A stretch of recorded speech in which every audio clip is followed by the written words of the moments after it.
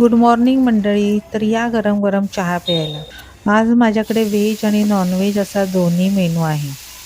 पापडी घेवड्याची मी आज भाजी बनवत आहे. ही घेवड्याची भाजी करताना पहिला घेवडा तेल टाकून भाजून घ्यायचा आणि मग त्याला नॉर्मल अशी फोडणी घालायची.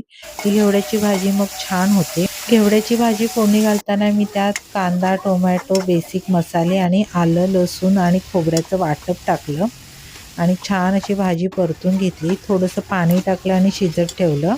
भाजी शिजत आल्यावर थोडंसं शेंगदाण्याचं कूट टाकायचं. भाजी टेस्टला खूपच सुंदर लागते. चपात्या झाल्या आणि मुलीला कोळंबीची चटणी खायची होती. कोळंबीची चटणी करताना भरपूर असा बारीक चिरून कांदा घ्यायचा, टोमॅटो, आलं लसूणची पेस्ट आणि बेसिक मसाले घालायचे आणि कोकम घालायचं.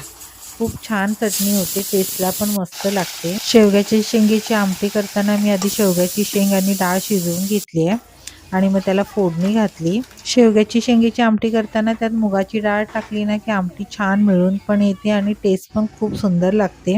उन्हाळा असल्यामुळे जेवणात ताक किंवा दही असतंच, त्यामुळे जेवण पण पटकन संपतं. मला माझा व्हिडिओ कसा वाटला कमेंट करून नक्की सांगा. तर मंडळी या जेवायला. थँक्यू.